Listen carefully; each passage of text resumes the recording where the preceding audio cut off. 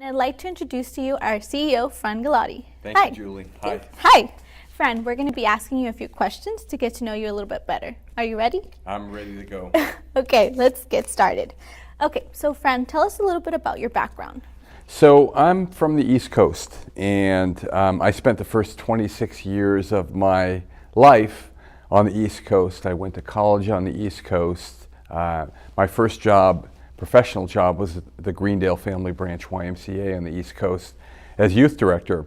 And then in 1991, I decided to take a cross-country bike trip. Wow. And in the summer of 91, after riding 3,000 miles, and I was about 20 pounds lighter, much better shape, and I had no gray hair, I crossed the Golden Gate Bridge and I entered into the Bay Area, and I thought the instant I crossed it, I've got to move out to the Bay Area. And so I did.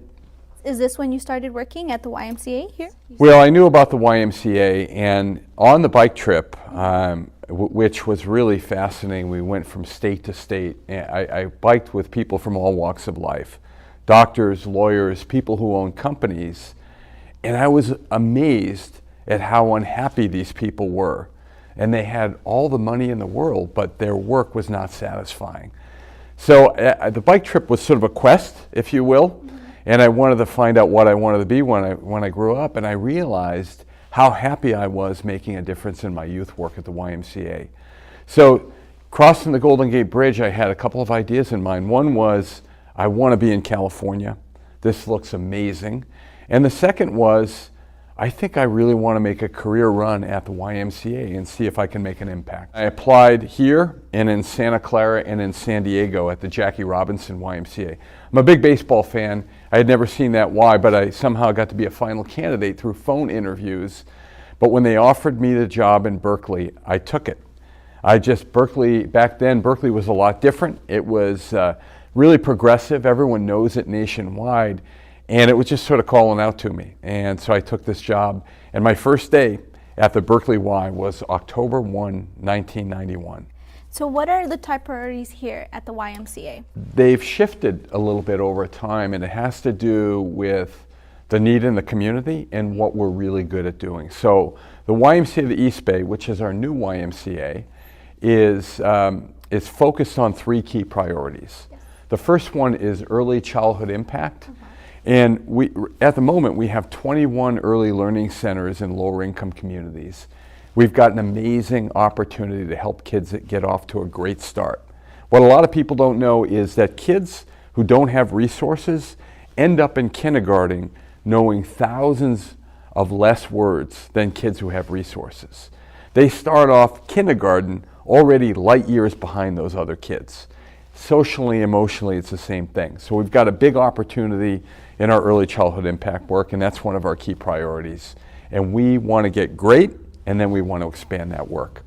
Our second priority is out of school time, and the YMCA is known for its youth work. Our particular bent is really working with kids on school campuses right after school, tutoring, quasi-parenting, making sure they're eating nutritious snacks, and making sure the otherwise most dangerous hours between 3 and 6 are the healthiest hours of the day for these kids. So that's our second priority. And our last one, and this is what people know us for, they know us for gym and swim, is all about healthy living for all through membership. And we've got 5 terrific membership centers where we want to make a big difference in the health of people's lives.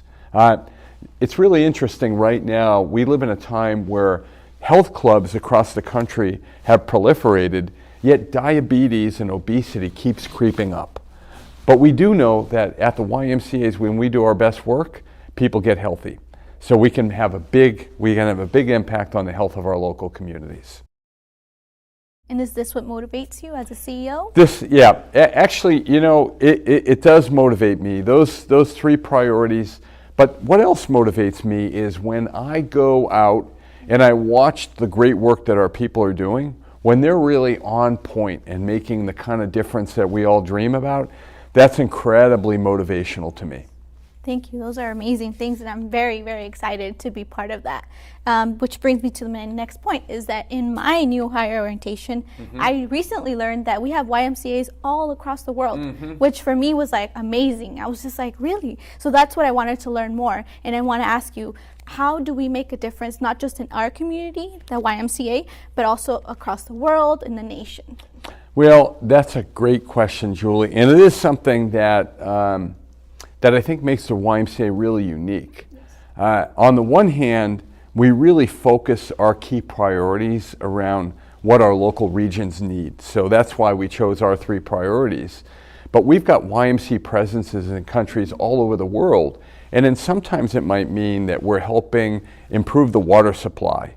It might mean that we're actually on reservations and helping educate young Indian kids. So it could mean a myriad of different things depending on where that YMCA is. It could be in Sub-Saharan Africa. It could be in China. And the needs are all a little bit different based on the different continent. So it's pretty amazing to think that we're not only making a difference here locally, but it's rippling throughout the whole planet. And what would you say is our vision for the YMCA here? Well, our vision is to do the highest quality work in the 3 spaces that we're in. So in early childhood, we want to make sure we're supporting the efforts of our teachers to do great work. And that really is amazing work in the classrooms, and we get the families what they need. In our health and fitness centers, it would be to make sure that everyone that walks through our door with a desire to become healthy actually gets a plan, a support, is motivated so they can achieve their goals. And in out of school time, that's where I think we've got a huge impact to shape young people. And we never know what different paths kids want to take, but we want to make sure that we help them grow and develop so they can make good choices when they get older, and maybe someday they'll come back and give back to the community. That's extremely inspiring. And as new employees, how can we contribute? Well, that's another great question, and I want to think about that a little bit differently because our work is all about people, and it's all about relationship building, and it's all about being reliable. We're in all these places where I think people have a desire and a goal. So the first thing that I think new employees could do is, get the basics right. The basics. Every day, show up on time, be ready, and really focus on the people that you're there to serve. It might sound really elementary, but it's amazing, how many times you go out there and in your own experiences, whether folks are late or their services offer a little bit, or it's not just what it could be. The second thing is become amazing at what you do. Become amazing at what you do. Don't settle for average. If you're in the classroom, or if you're in a health and fitness center, or if you're in the teen center, we're in the teen center right now, try and do inspiring work with the people that you're serving. And I think that will lead to personal growth for you, personal satisfaction, and then it becomes a virtuous growth loop for you and for our participants. Well, thank you so much for your time. Thank you. I really enjoyed learning a little bit more about you and about the company that I work for. So Great. Thank you. And it's great to have you on board. Thank you. Thank you. All right.